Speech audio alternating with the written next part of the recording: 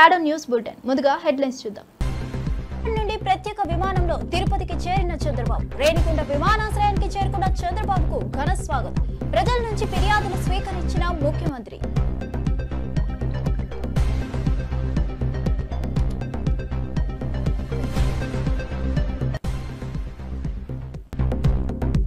ప్రజలకు ఇచ్చిన హామీలు నిలబెట్టుకుంటామన్న జూపల్లి. ఆర్థిక భారం ఉన్న సంక్షేమం పట్ల ప్రభుత్వం బాధ్యతగా ఉందన్న మంత్రి. ప్రజల కోసం ప్రభుత్వ విధానాలను అందుబాటులోకి తేవాలని స్పష్టం.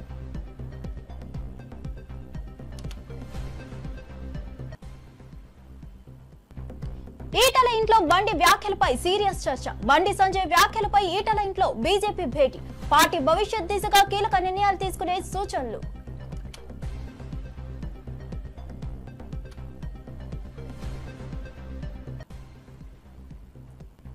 చిల్లర రాజకీయాలకు తలొగ్గేదే లేదన్న విడుదల రజని. తనపై తప్పుడు కేసులు పెట్టారని ఆరోపణ. నాయకుడికి కష్టం వచ్చినప్పుడు అండగా ఉంటామని వెల్లడి.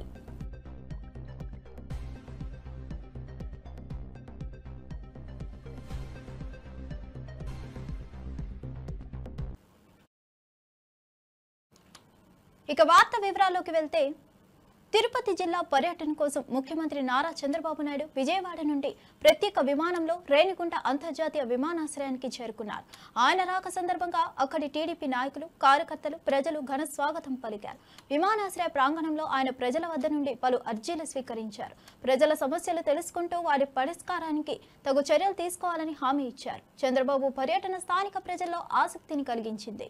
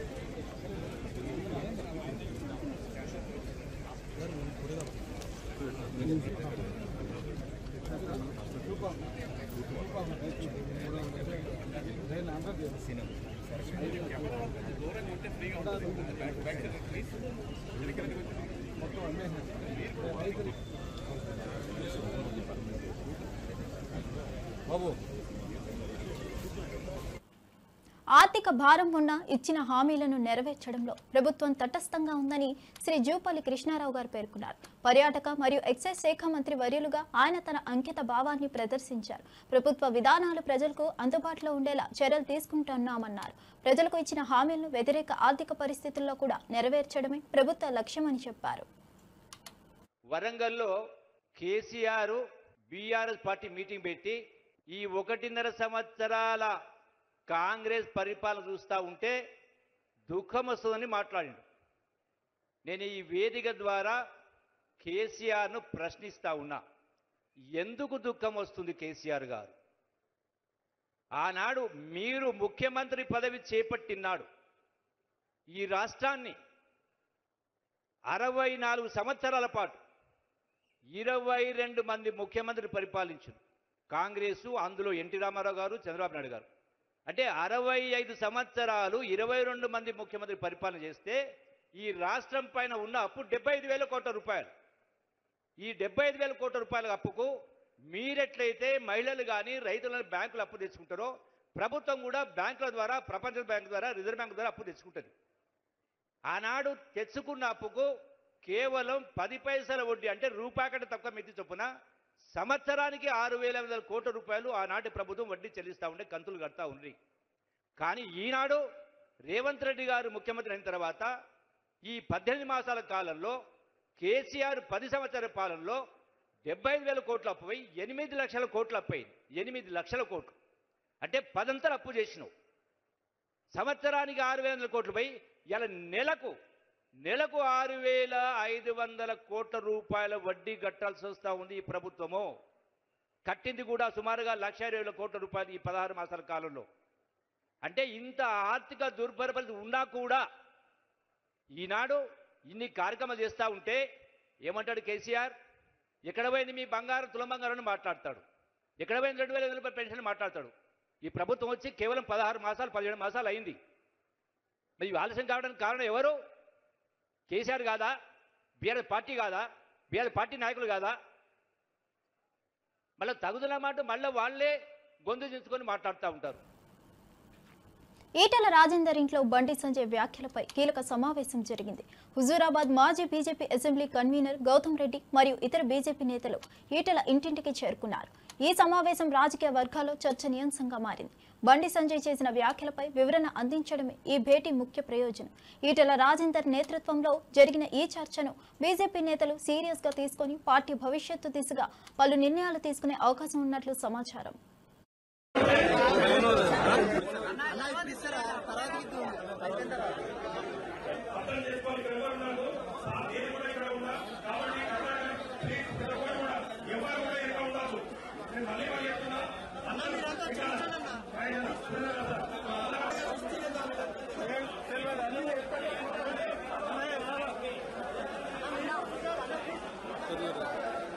అన్న 11కి వచ్చి అందరికీ తిరుగుతుంటాను.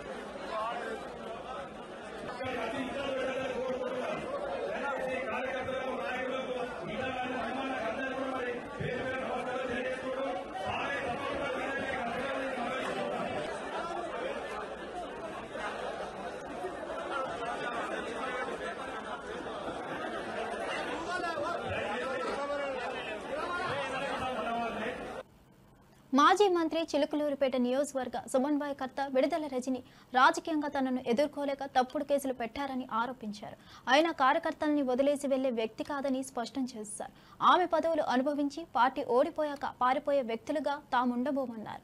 అనుకున్న మౌలిక సూత్రాలను పాటిస్తూ పార్టీ కోసం నిలబడతామని చెప్పారు. తమ నాయకుడికి కష్టం వచ్చినప్పుడు అండగా ఉంటామని కార్యాచరణను ప్రకటించారు. పరోక్షంగా ప్రత్యర్థులపై విరుచుకుపడుతూ పార్టీకి మద్దతు తెలియజేశారు. నన్ను ఎదుర్కోలేక అందరి మీద పెట్టి చివరికి నా మీద కూడా పెట్టి నన్ను వేధించావు. అయినా నీలాగా 4 సంవత్సరాలు కార్యకర్తలను వదిలేసి పారిపోలేదు నేను. పార్టీ అధికారం కోల్పోయాక పదవులు అనుభవించి పారిపోయింది ఎవరు? మేము కాదని గుర్తు చేస్తా ఉన్నా. మేము నిలబడతాం, మా నాయకుడు కష్టం వస్తే నిలబడతాం. పార్టీ అధికారం కోల్పోయాక పదవులు అనుభవించి పారిపోయింది ఎవరు?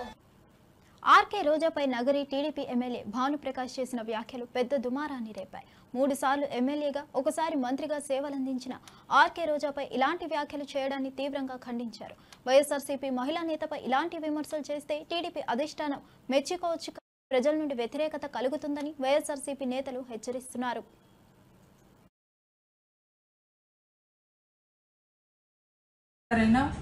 భానుప్రకాష్ గారు రోజా గారి మీద చేసిన వ్యాఖ్యలు సభ్య సమాజాన్ని తలదించుకునే విధంగా ఉంది.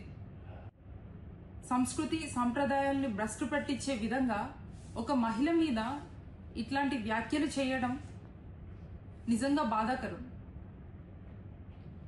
మహిళలను దేవతలుగా పూజించే మన భారతదేశంలోని ఒక మహిళని ఉన్నత స్థాయిలో ఉన్న మీరు ఒక ప్రజాప్రతినిధిగా ఇట్లాంటి వ్యాఖ్యలు చేయడాన్ని నేను తీవ్రంగా ఖండిస్తున్నాను.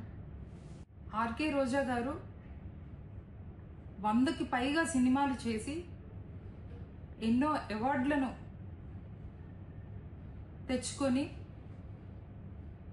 ఆంధ్రప్రదేశ్లోనే కాక మిగతా రాష్ట్రాలలో కూడా అభిమానులను సంపాదించి ప్రజలకు సేవ చేయాలని రాజకీయాల్లోకి వచ్చి 3 సార్లు ఎమ్మెల్యేగా మంత్రిగా ఎన్నో మంచి పనులు చేసి ప్రజలను ఆదరణ గెలుచుకున్న వ్యక్తిగా ఈరోజు ఉన్నారు. అట్లాంటి వ్యక్తి మీద మీరు ఇలాంటి వ్యాఖ్యలను చేయడం నేను తీవ్రంగా ఖండిస్తున్నాను. ఇట్లాంటి వ్యాఖ్యలు చేస్తే, ఇలా అవమానిస్తే మీ అధిష్టానం మిమ్మల్ని మెచ్చుకుంటుంది అనుకుంటున్నారేమో, కానీ మిమ్మల్ని ఓటేసి గెలిపించిన ప్రజలు చీకొట్టే పరిస్థితి ఉందని మీరు గమనించలేకపోతున్నారు. తక్షణమే మీకు మహిళల అంటే ఏ మాత్రమైన గౌరవం ఉంటే ఈరోజు మీరు రోజా గారి మీద చేసిన వ్యాఖ్యలను వెనక్కి తీసుకొని తమిళనాడు మాజీ ముఖ్యమంత్రిగా అబ్దుల్ కలాంను రాష్ట్రపతిని చేసిన ఘనత చంద్రబాబుదేనని చెప్పుకునే చంద్రబాబు తన కొడుకుని ఎమ్మెల్యేను చేయడంలో ఇతరులను వాడుకున్నారని కర్నూలు మేయర్ బివై రామయ్య తీవ్ర వ్యాఖ్యలు చేశారు. చంద్రబాబు త్వరలో శ్రీశైలం, నాగార్జున సాగర్ ప్రాజెక్టులను తానే కట్టానంటారని విమర్శించారు. ఇంతమందిని చేసినాడు కానీ కొడుకును ఎమ్మెల్యే చేసడానికి ఈవీఎంలు పనిచేస్తే తప్ప చేసుకోలేకపోయినారన్న సంగతి అందరికీ తెలుసు రాష్ట్రంలో. కాబట్టి ఇప్పుడు ఈయన ఈ ప్రాజెక్టులన్నీ నేనే తయారు చేసినని చెప్పుకోవడంలో పెద్ద ఆశ్చర్యం లేదు. నెక్స్ట్ విజిట్లో ఇంకొక పదం కూడా వింటారు మీరు. శ్రీశైలం నేనే కట్టినాను, నాగార్జున సాగర్ నేనే నిర్మించినానని చెప్పినా ఆశ్చర్యపోనక్కర్లే, చెప్తాడు కూడా. ఎందుకంటే వినేవాళ్ళు ఉంటే ఏమైనా చెప్తాడు. వాళ్ళకు సంబంధించిన నాయకులు ఎవరైనా సరే, ఎవరినైనా తీసుకోండి, జగన్ సారు నామస్మరణ లేకుండా ఎవరైనా మాట్లాడతారా?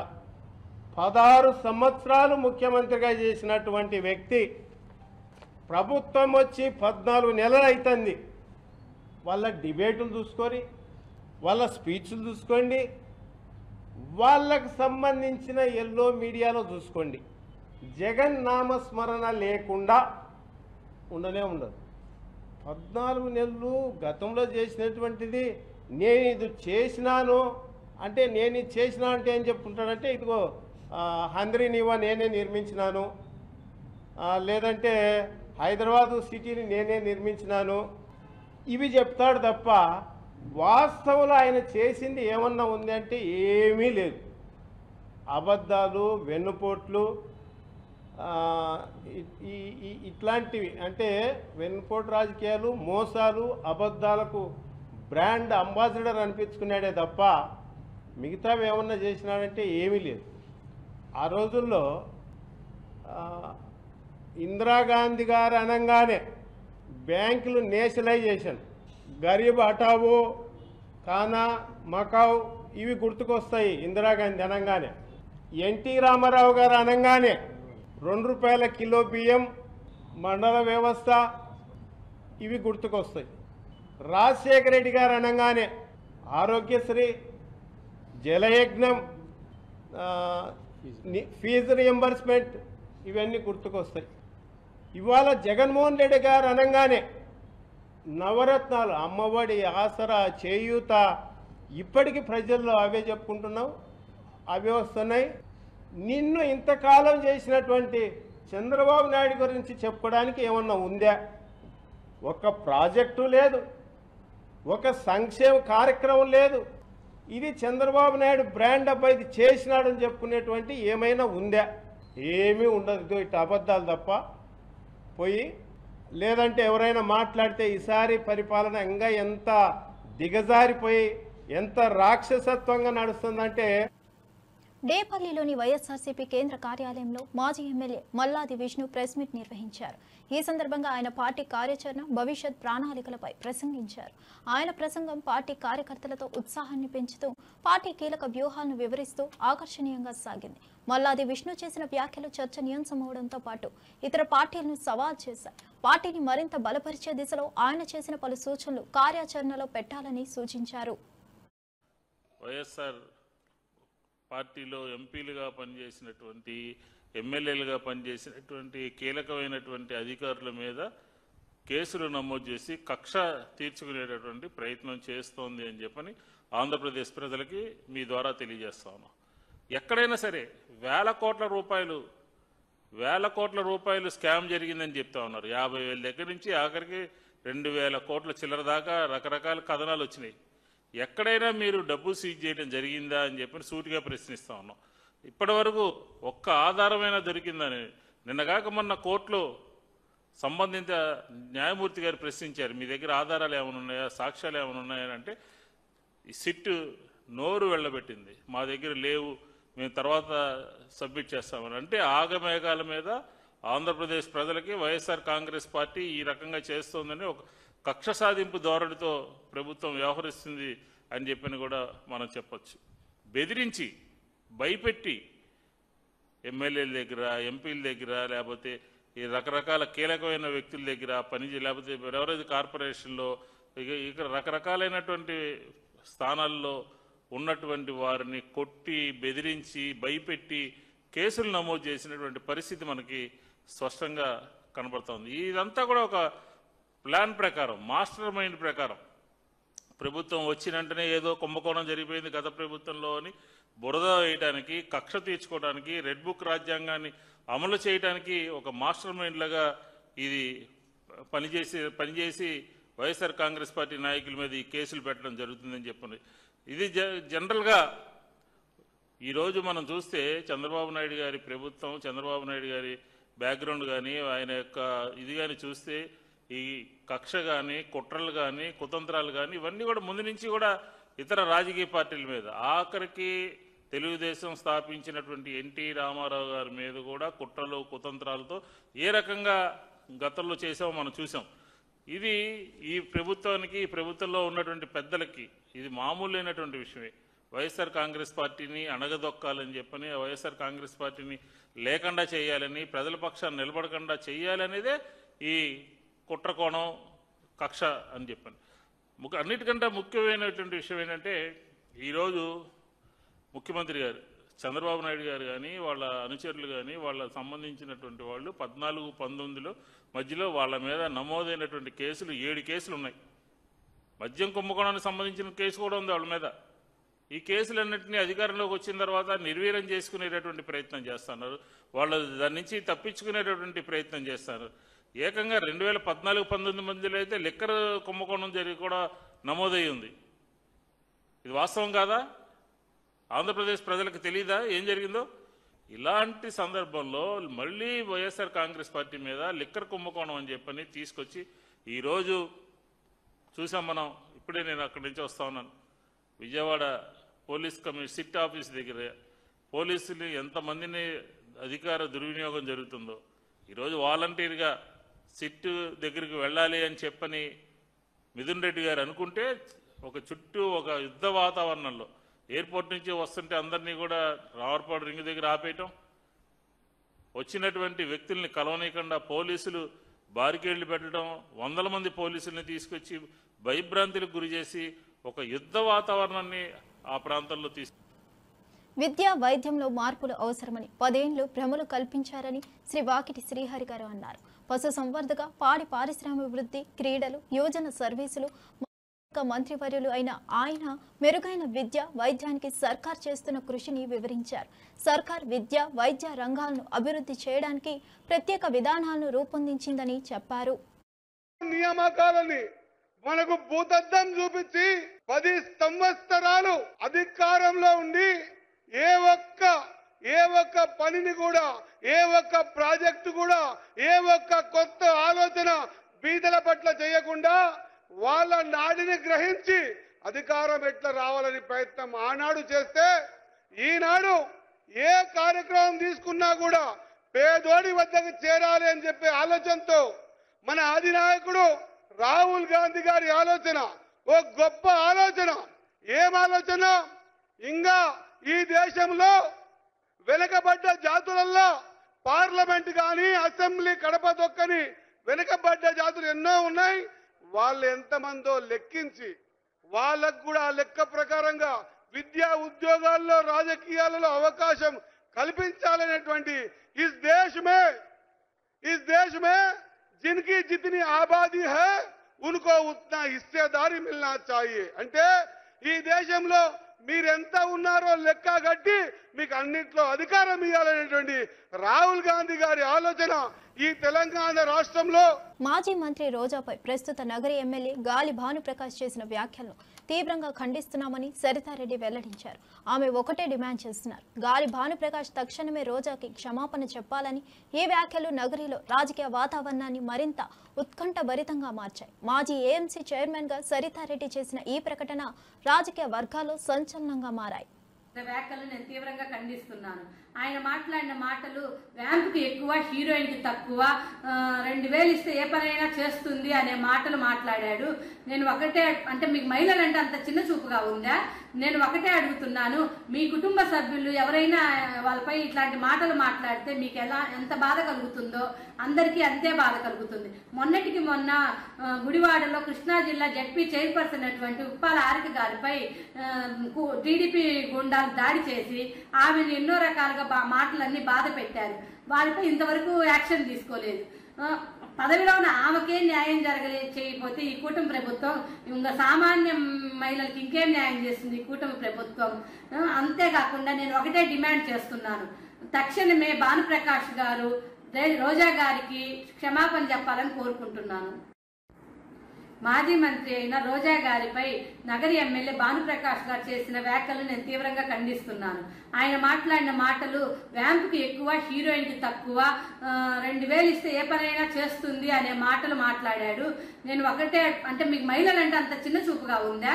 నేను ఒకటే అడుగుతున్నాను, మీ కుటుంబ సభ్యులు ఎవరైనా వాళ్ళపై ఇట్లాంటి మాటలు మాట్లాడితే మీకు ఎంత బాధ కలుగుతుందో అందరికీ అంతే బాధ కలుగుతుంది. మొన్నటికి మొన్న గుడివాడలో కృష్ణా జిల్లా జడ్పీ చైర్పర్సన్ అటువంటి ఉప్పాల హారిక గారిపై టీడీపీ గుండాలు దాడి చేసి ఆమెను ఎన్నో రకాలుగా మాటలన్నీ బాధ పెట్టారు.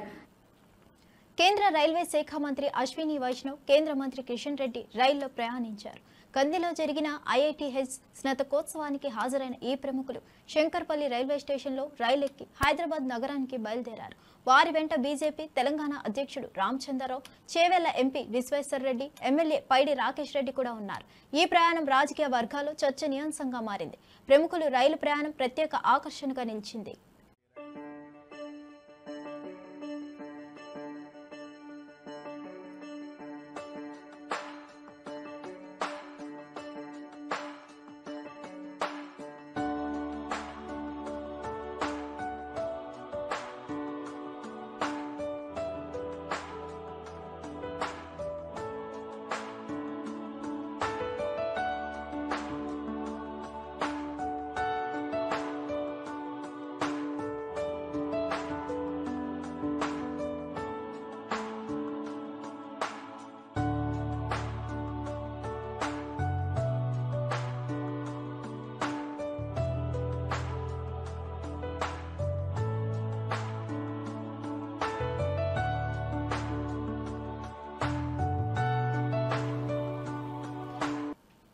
ఈటెల రాజేందర్ బండి సంజయ్పై తీవ్ర స్థాయిలో విరుచుకుపడ్డారు.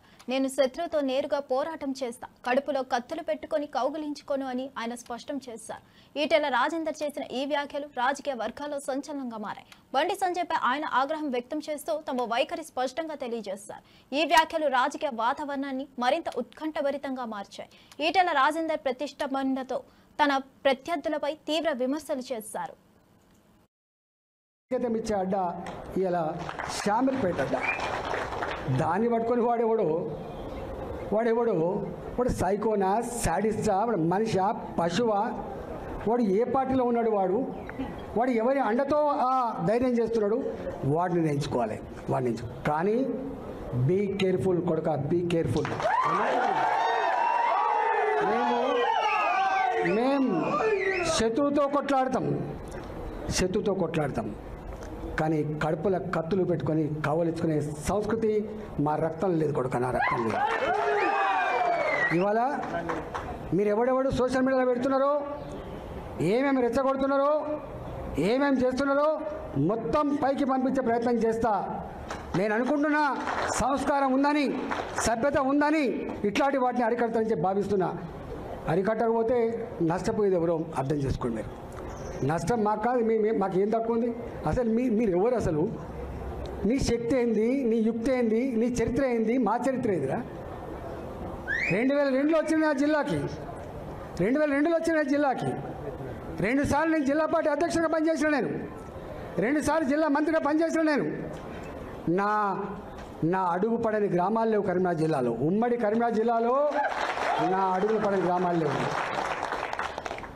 ఉమ్మడి కరీంనగర్ జిల్లాలో నేను కరీంనగర్లో ఉంటే పొద్దున ఉదయం పొయ్యి ముట్టిస్తే రాత్రి 12 గంటలకు కూడా ఆ పొయ్యి ఆరిపోయేది కాదు. ఒక్క హుజరాబాదు, ఒక కమలాపూర్ వచ్చిన వాళ్ళు కాదు బిడ్డ, మొత్తం కరీంనగర్ జిల్లా మొత్తం వచ్చేది. పక్క పంటున్న జిల్లాలు కూడా అప్పుడప్పుడు వచ్చిపోయేది. ఇవాళ నేను 2 సార్లు 40 ఫ్లోర్ లేదని చెప్తున్నా అంటే నాకు తెలియని జిల్లా ఉంటుందా? నేను పోని మండలం ఉంటుందా? నేను మాట్లాడినటువంటి జాతులు ఉంటాయా? మీకు మా చరిత్ర తక్కువ తెలుసుకోడు కా, మీకు మీ చరిత్ర మీకు తక్కువ తెలుసు. నేను రేపటి గెలుపుకు సంకేతం ఇచ్చే అడ్డ తాడిపత్రిలో డంపింగ్ యార్డ్ కోసం ఇచ్చిన 10 కోట్ల నిధుల వాడకంపై జేసీ ప్రభాకర్ రెడ్డి తీవ్ర విమర్శలు చేశారు. అనంత వెంకటరామిరెడ్డిపై తీవ్ర విమర్శలు చేస్తూ తాడిపత్రి నా జాగిరి కాదు కానీ దాన్ని జాగ్రత్తగా చూసుకుంటానని చెప్పారు. తాడిపత్రిని చెత్తమయం చేయవద్దని, అనంతపురంలో 24 కోట్లు ఎక్కడికి వెళ్లాయో చెప్పాలని డిమాండ్ చేశారు. ఇది వరకు ఇచ్చిన నిధుల వాడకం సంబంధించి వివరణ ఇవ్వాలంటూ వైసీపీ నాయకులను ప్రశ్నించారు. బాగా పార్టీలో బాగా మాటల్లో గీటలు అన్నీ ఉన్నాయి, అవి కూడా ఫోటోలు తీసినారు. అంటే అన్నం తినికి వచ్చినారా మందు తాగినికి వచ్చినారా మాకు తెలియదు, కానీ మా ఊరిని గొప్ప పట్టేది. ఇప్పుడు ఎందుకు వద్దంటారు ఆయన్ని? ఇప్పుడు ఎవరో కొత్త నాయకులు వస్తారు మా ఊర్లో, మంచిదే రావాలా. మీకన్నా శ్రద్ధ లేకపోయినా కొత్త నాయకులు శ్రద్ధ లేకపోయిందా ఊరు ఎట్లుంది అనేది పైన అండర్ గ్రౌండ్ అంతా పాస్ చేస్తారు. మీరు ఎలా అయితే అనుకుంటారు? ఈ ఊర్లో ఊరు బాగోలు కోసం చూడండి. తెలుసా మీకు అసలు స్ట్రైక్లో ఉంది మున్సిపాలిటీ. పొద్దునే మా కౌన్సిల్లో మేము ప్రతి వార్డులో పోయి మెచ్చుతున్నాం. ఇప్పటికే కప్పు కొడుతుంది. నేను కనుక ఈ పొద్దు చేపించమంటే రేపటికి కుళ్ళిపోయి కాదు పక్కన ఏమన్నా అయిండు. శ్రద్ధ పెట్టండి. స్పీచ్ కాదు ఇవ్వాల్సింది. అమలుకి వస్తారు, మేము కూడా తిడుతుంటాం, మీరు తిడుతుంటారు. ఇప్పుడు పార్టీలో ఉన్నప్పుడు ఎప్పుడు కానీ మా యొక్క చెడ్డే చెప్తారు. మేమే వద్దనిలే, మీరు ఏం మాట్లాడినా మేము వద్దనిలే. ఇంకా మావాడు ఉన్నాడు, నాకు తెలిసి మీకు కూడా తెలియదు, అమ్మాయిని పంపిస్తాడని. ఎట్లుందంటే అర్జునుడు భీష్ముడిని సెకండ్ని పెట్టుకున్నారు. మీరు ముందర సెకండ్ పెట్టి మీటింగా మేమేం అనలేదే. హాయిగా వచ్చిపోండి, బాగా చేసుకోండి మీటింగ్లు ఇవన్నీ. మిథున్ రెడ్డి అరెస్ట్ను పరిశీలిస్తే ఆయనపై అక్రమ కేసు వెనుక పెద్ద కుట్ర దాగి ఉందని భూమన కరుణాకర్ రెడ్డి ఆరోపించారు. చంద్రబాబు లోకేష్ కక్ష సాధింపు రాజకీయాలు రాష్ట్రంలో అరాచక పరిస్థితులకు దారితీశాయని అన్నారు. ఈ ఘటన రాష్ట్ర రాజకీయాల్లో చర్చనీయాంశంగా మారింది. ప్రభుత్వంపై తీవ్ర విమర్శలు చేసిన భూమన ఈ కేసు వెనుక ఉన్న నిజాలు బయటపెట్టాలని డిమాండ్ చేశారు.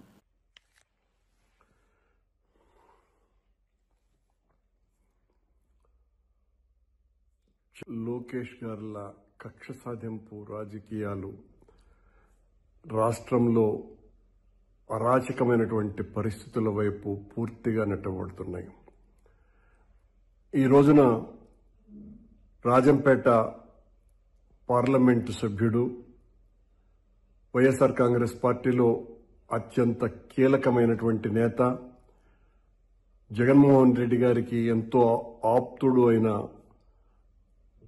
మిథున్ రెడ్డిని పోలీసు వాళ్ళు అరెస్టు చేసేటువంటి క్రమంలో దాని వెనుక ఉన్నటువంటి తెలుగుదేశం కూటమి యొక్క కుట్ర ఎంత దారుణమంటే, ఆ మద్యం స్కామ్తో ఏ రకమైనటువంటి సంబంధము మిథున్ రెడ్డికి లేకపోయినా, మిథున్ రెడ్డి పాత్ర ఇసుమంతా కూడా కనుగొనలేకపోయినా కక్ష కట్టి జగన్మోహన్ రెడ్డి గారికి ఆత్మీయుడు కనుక ఈయనను ఒక ముద్దాయిగా ప్రకటించి మిథున్ రెడ్డిని అరెస్టు చేస్తే జగన్మోహన్ రెడ్డి గారి యొక్క ప్రతిష్టను దెబ్బతీయొచ్చు అన్న కారణంగా ఈ రోజున ఈ రకమైన బరితెగింపుకు తెలుగుదేశం ప్రభుత్వం బనాయిస్తున్నది, ఈ రకమైనటువంటి కుట్ర చేస్తున్నది, ఇంత దారుణానికి ఒడిగట్టుతున్నది. తనను నిన్నటి వరకు మొన్నటి వరకు ముద్దాయిగా కూడా చేర్చలేదు.